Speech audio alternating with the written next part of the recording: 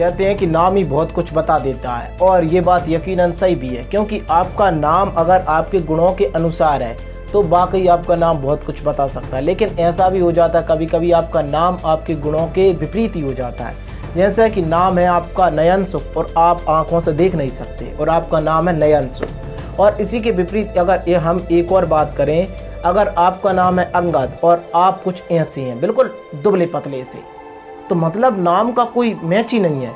और उसी के विपरीत नाम है आपका बलशाली और आप में एक कप उठाने की ताकत नहीं है। तो मतलब कभी कभी ऐसा हो जाता है कि आपका नाम आपके गुणों के बिल्कुल विपरीत हो जाता है। नाच न जाने आंगन टेढ़ा, कुछ भी ऐसा ही यार कि आपको नाच आता नहीं है और आप दोस्त आंगन में निकाल रहे हो। तो ये भी कहावतें कुछ ऐसा ही नहीं बन गई हैं, इनके भी कोई प्रमाणिक लोग रहे होंगे और इन्हीं वजह से इन कहावतों का सृजन हुआ है। और आज हम एक ऐसी ही कहावत नहीं हकीकत बोले ऐसे। कहावत तो एक कहावत चल जाती है, क्या पता सच्ची है कि झूठी, लेकिन ये बिल्कुल हकीकत घटना है कि नाम था इंसान का प्रकाश सिंह, प्रेम प्रकाश सिंह। प्रेम प्रकाश सिंह नाम का मतलब होता है कि प्रेम का प्रकाश, यानी कि कहीं भी कुछ भी गलत ना हो, कुछ भी अगर उसका राज हो, अगर मान के चलो कोई राजा है प्रेम प्रकाश सिंह, तो मतलब कि प्रेम का प्रकाश हो, एक ऐसा सिस्टम जहाँ पर कुछ ऐसा रहे कि बिल्कुल ना कहीं हिंसा, ना चोरी, ना डकैती, हर कोई अच्छे हृदय से मेल मिलाप, बिल्कुल अच्छे से बातचीत, तो प्रेम प्रकाश का वो मतलब हो सकता है। लेकिन आज मैं जो आपको घटना सुनाने जा रहा हूँ ये है आपके और हमारा तो नहीं है, मैं तो एमपी का हूँ, लेकिन अपने देश के एक राज्य यानी कि उत्तर प्रदेश की। उत्तर प्रदेश में ये लड़का बचता था मुन्ना बजरंगी के नाम से। मुन्ना बजरंगी बड़ा फेमस नाम था और इसने लगभग 40 से ज़्यादा मर्डर कर दिए, लेकिन पुलिस ने जब गिरफ्तार कर लिया, लेकिन ये फांसी से नहीं मरा, इसकी भी किसी गैंगस्टर ने जान ले ली थी, और वो भी जेल में ही। इतनी बड़ी बात हो जाती है यूपी में, और ये आम बात है क्योंकि अधिकतर ऐसे कांड यूपी में ही होते हैं कि जेल में इतनी आपने कभी कभी देखा होगा कि उत्तर प्रदेश और बिहार की जेलों से कैसे कैसे वीडियो वायरल होते हैं। मतलब ऐसे वीडियो कि वहाँ पर कैदी मोबाइल के साथ मस्ती कर रहे हैं, मोबाइल चला रहे हैं, बंदूकों को लहरा रहे हैं।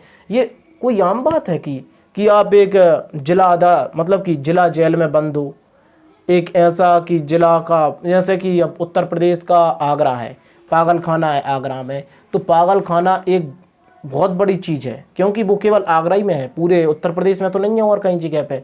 ऐसे ही कि मध्य प्रदेश में हम माने तो ग्वालियर में है। तो अब अगर ग्वालियर से ही ऐसा कोई वीडियो वायरल हो जाए तो भाई साहब आप क्या अनुमान लगा सकते हो कि इतनी टाइट सिक्योरिटी हो, मतलब कि एक ऐसा कि मध्य प्रदेश का सबसे बड़ा जेल हो कहीं पर, और उसी से ऐसे वीडियो वायरल हो जाए। तो चलिए आज चलते हैं इसी घटना के पूरा विश्लेषण जानने के लिए। अच्छा, तो मेरे कप्तानों, घटना की शुरुआत होती है कुछ इस प्रकार से। 2 जून को 1967 को इस लड़के का जन्म होता है। लेकिन जब जन्म होता है और 17 साल तक ये लड़का पहुंचता है तो ये इसके कारनामे बड़े विचित्र हो जाते हैं, क्योंकि ये ऐसे लोगों की संगति करता है जो बहुत बेकार के होते हैं। मतलब कि इसे हथियारों से और दुश्मनी से, मारने कूटने से बहुत ज़्यादा लगाव होता है। मैं आपकी जानकारी के लिए बता दूं कि आज भी हिंदुस्तान के समाज में ऐसे लोगों की कमी नहीं है।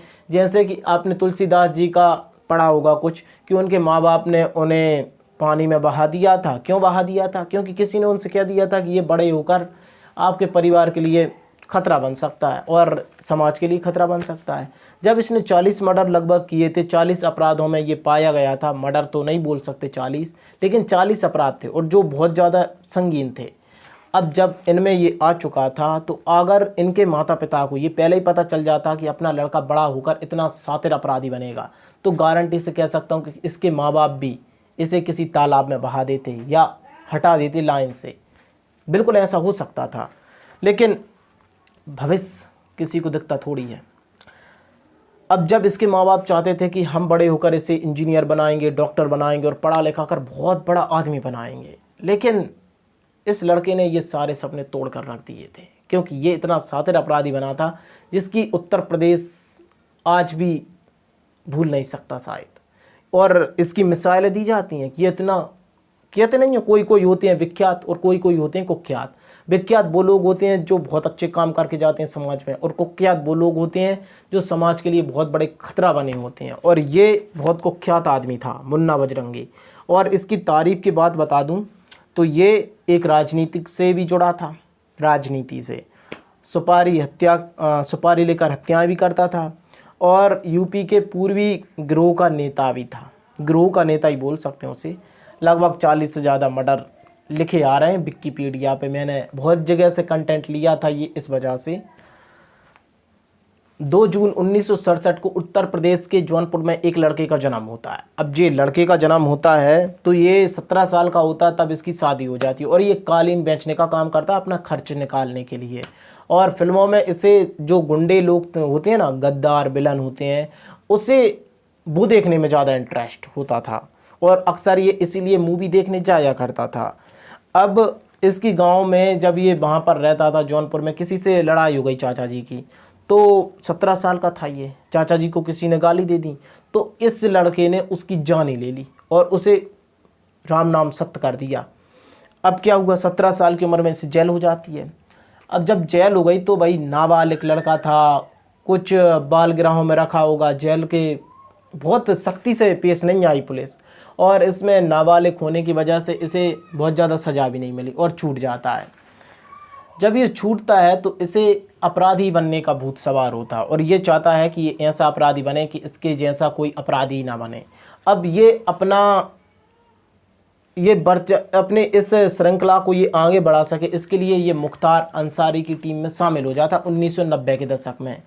और इसके बारे में बताया जाता है कि 1998 में जब इसे पुलिस ने इनकाउंटर का पुलिस ने आदेश कर दिया था, जब इसके दंगे बहुत ज़्यादा बढ़ते जा रहे थे, इसने बहुत लोगों को मार दिया था ऐसा, तो इसके जिस्म में 7 गोलियां मार दी थी पुलिस ने, 7 गोलियां। और ये मरने के बाद पुलिस को लगा था मर गया, तो ये क्या हुआ कि 7 गोलियां पड़ गईं, बिल्कुल शांत पड़ा रहा, बिल्कुल भी नहीं हिला, बिल्कुल भी नहीं डुला। क्यों? इसे लग रहा था कि अगर मैं हिला या डुला तो पुलिस के पास अभी भी गन है और वो अभी भी फायर कर सकती है, क्योंकि पुलिस तो खड़ी थी मारने के लिए।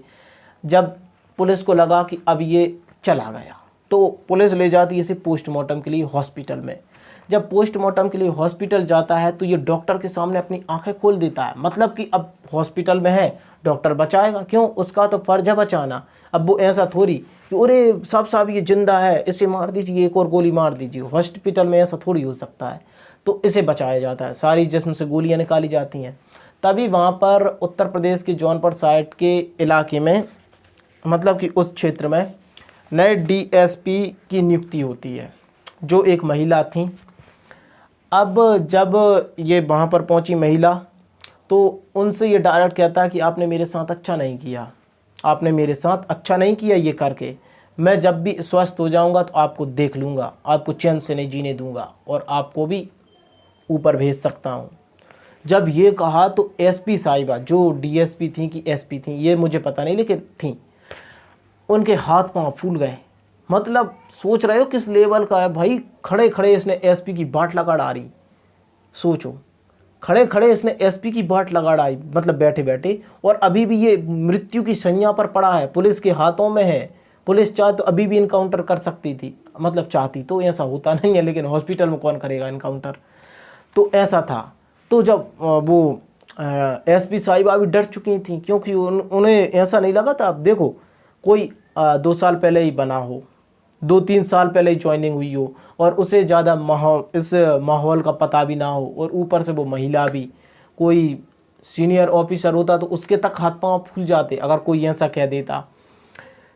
फिर इसके साथी जो उसके साथ रहते थे, कौन के साथ, बजरंगी के मैं बात कर रहा हूँ ना, तो मुन्ना बजरंगी के साथी ने मुन्ना बजरंगी से कहा कि मैम आपको देखने आई हैं, मैडम आपको देखने आई हैं। उन्होंने ना आप पर फायर किया ना कुछ किया, क्योंकि वो इस जिला की प्रमुख हैं। तो फिर इन्होंने कहा, ऐसे मुन्ना बजरंगी ने कहा कि मैम सॉरी, मैं आपसे नहीं कहना चाहता, वैसा भी आपसे मेरी कोई दुश्मनी नहीं है। तब मैम कोई जान में जान आई नहीं, मैम तो उसी वक्त चली गई थी। तो कुछ ऐसा था मुन्ना बजरंगी।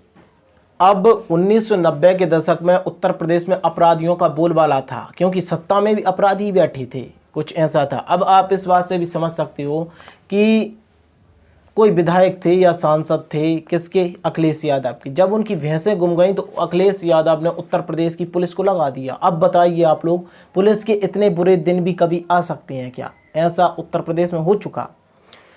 अब देखिए क्या होता है कि मुख्तार अंसारी का भाई कौन था, अफजल अंसारी, जो पिछले 5 बार से मतलब 5 चुनावों में मोहम्मदाबाद से चुनाव जीतता आ रहा था, लेकिन 6वीं बार में चुनाव हार जाता है। कौन से? बीजेपी के नेता कृष्णानंद राय से 2002 में चुनाव हार जाता है। अब क्या होता है, कृष्णानंद राय की भी टीम होती है जिसमें वो भी मतलब सुधरे तो वो भी नहीं थे लगभग। अब जिनकी टीम में होता है ब्रजेश सिंह और मुख्तार अंसारी की टीम में होता है मुन्ना बजरंगी।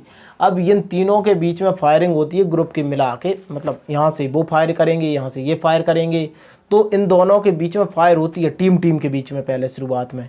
तो दोनों टीम के 3 लोग स्वर्ग सिधार जाते हैं। स्वर्ग क्यों जाएंगे, काम बुरे हैं तो नर्क सिधार जाते हैं, तो नर्क में चले जाते हैं ये तीनों मतलब दोनों 3 6 लोग नर्क सिधार जाते हैं।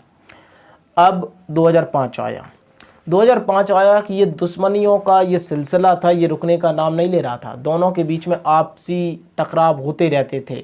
अब 2005 आता है, कृष्णानंद राय का टीम मतलब कृष्णानंद राय खुद कहीं काफिला कहीं जा रहा था, तभी 7 गैंगस्टर अचानक आ जाते हैं और कृष्णानंद राय के साथ 6 लोग होते हैं और एक वो भी होते हैं। तो लगभग 400 फायर चलते हैं 7 गैंगस्टरों, मतलब कि आपको पता है कि AK-47 डायरेक्ट आपको रखने की इजाज़त नहीं मिल सकती, क्योंकि ये आर्मी के पास होती है।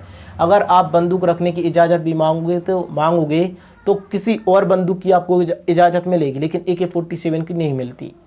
अब लगभग वहाँ से 6 तो AK-47 बरामद हुई थी, 6 AK-47 जिसका कारतूस बहुत दूर तक जाता है। यहाँ से लगभग, मैं कैसे बताऊँ, यहाँ से लगभग जा सकता है लगभग 700-800 मीटर के करीब, मतलब और कम कर लो, अगर अच्छे से उसका निशाना लगाना है तो 400-500 मीटर तो क्लियर है भाई। ये होता है।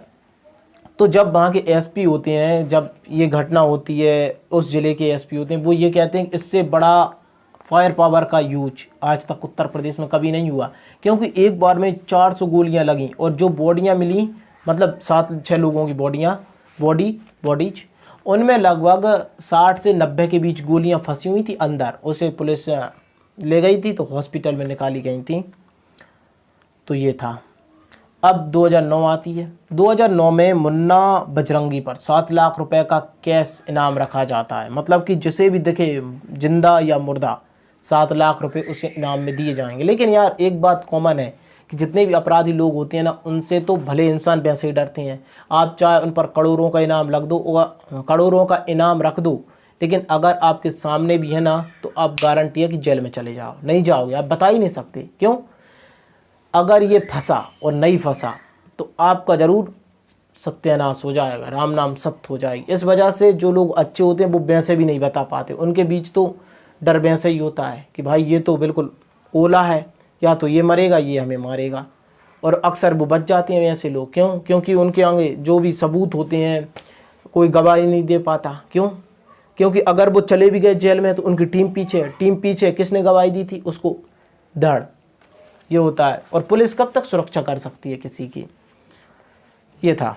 अब जब मुन्ना बजरंगी ने 2005 में ये कांड कर दिया, एक विधायक को भून दिया वो गोलियों से, तो फिर क्या होता है कि अब भाई ये बहुत ज़्यादा उत्तर प्रदेश की ATS पुलिस के बिल्कुल इनकाउंटर के उस पर आ चुका था, क्योंकि ये कुत्ते की तरह इसे ढूंढने का, और क्योंकि ये उत्तर प्रदेश की ATS और पुलिस इसे कुत्तों की तरह ढूंढ रहे थे कि कहीं तो मिले, क्योंकि और इसका इनकाउंटर ही करना था, उनका आखिरी मकसद इसका इनकाउंटर करना था। अब उत्तर प्रदेश में ये बहुत तेज वायरल होता है और इसका इनकाउंटर की लगभग कंफर्म हो जाता है कि जब भी ये दिखेगा इसका इनकाउंटर तो होना निश्चित है बिल्कुल। लेकिन ये क्या करता है कि ये महाराष्ट्र भाग जाता है, महाराष्ट्र मुंबई साइड, मुंबई में रहने लगता है एक अपार्टमेंट में, और 2003 से रुकता था वहीं पर। उत्तर प्रदेश तो आता था, मतलब ये रहता था, इसकी फैमिली तो वहीं रुकती थी मुंबई में। तो 2009 में ये मुंबई पुलिस को सरेंडर कर देता है, क्योंकि इसको सता रहा था इनकाउंटर का डर, क्योंकि उत्तर प्रदेश की पुलिस अगर देखती तो डायरेक्ट गोली मारती, वो गोली के अलावा बात ही नहीं करती, ऐसा था। तो अब ये महाराष्ट्र में जाकर चला जाता है और महाराष्ट्र पुलिस जो कि दिल्ली पुलिस थी ऊपर मतलब कि ऊपरी साइड दिल्ली है, तो दिल्ली पुलिस के सानिध्य में ये सरेंडर करता है। अब भाई पता चल गया कि सरेंडर कर चुका दिल्ली पुलिस उत्तर प्रदेश पुलिस को सौंप देगी, लेकिन कस्टडी में लेने के बाद पुलिस भी इसको एनकाउंटर नहीं कर सकती। तो ये पुलिस के लिए भी एक चुनौती बन गया था भाई। फिर अब इसका केस चलता है, यानी ये जेल में बंद रहता है और इसका केस चलता रहता है, लेकिन ये तभी 2009 से चुनाव लड़ना शुरू कर देता है भाई। मतलब कि इसकी पत्नी को ये टिकट दिलाकर, और इसकी एक पार्टी भी बना रखी थी इसने, पीस पार्टी के नाम से। समाजवादी पार्टी में ये पहला था लेकिन फिर हट गया था, फिर पीस पार्टी में आ गया, तो इसकी पत्नी को चुनाव लड़वाता है 2009 में। लेकिन ये चुनाव में हार जाती है। किससे? समाजवादी पार्टी की श्रद्धा यादव से। नहीं सॉरी, 2012 में चुनाव होता है, 2009 में नहीं होता। 2009 में ये जेल में होता है, लेकिन 2012 में चुनाव होता है। 2009 में इसने सरेंडर किया था, तो 3 साल इसे जेल में हो चुके थे। 2012 में मुकदमा लड़ना शुरू होता है और ये श्रद्धा यादव से चुनाव इसकी पत्नी हार जाती है। अब ऐसा ही चलता रहता है, लेकिन 8 जुलाई 2018 को इसे रात के 9 बजे झांसी जेल से बागपत जेल के लिए लाया गया। अब सभी को पता चल गया था कि बागपत जेल में लाया गया है। तभी सुबह 5:30 बजे एक सुनील राठी नाम का एक इंसान था, उसने इसे गोली मार दी सुबह 5:30 बजे। अब कहने की बात ये आती है कि भाई जेल में बंदूक कहाँ से आई, जबकि सुनील राठी भी एक कैदी था, तो जेल में बंदूक कहाँ से आई, किसने दी? तभी उत्तर प्रदेश सरकार ने, मतलब कि उत्तर प्रदेश, ये घटना 2018 की है, ठीक है, तो उत्तर प्रदेश के योगी आदित्यनाथ ने पुलिस के अफसरों को निलंबित कर दिया था, 4 अफसरों को निलंबित कर दिया था। और 1998 की बात तो मैंने आपको बताई है कि इसे 7 गोलियां लग गई थी, लेकिन ये तब भी बच गया था। और फिर सुनील राठी ने इसे 2-3 गोलियां मारी और सही ठिकाने पर जाकर लगी, डायरेक्ट सर पर, तो बस खेल ख़त्म, पैसा हजम, ऐसा हुआ था। और जितना इस स्टोरी में आपको सुनने में इसके अपराध की करतूतों के बारे में पता नहीं चला होगा, उससे ज़्यादा खूंखार ये अपराधी था मुन्ना बजरंगी। इसका नाम रियल अलग था, रियल नाम प्रकाश करके था, प्रेम प्रकाश, लेकिन इसका जब ये जुर्म की दुनिया में कूद चुका था तो इसने अपना नाम खुद डिसाइड कर लिया था और मुन्ना बजरंगी कर दिया था। क्योंकि भाई जैसा इंसान काम करेगा वैसा नाम तो होना चाहिए। ऐसे खड़क सिंह डाकू था, तो खड़क सिंह कोई मंदिर का पंडित थोड़ी था, डाकू था खड़क सिंह, तो वैसा नाम भी होना चाहिए मजबूत, इसलिए इसने अपना नाम खुद रख लिया था।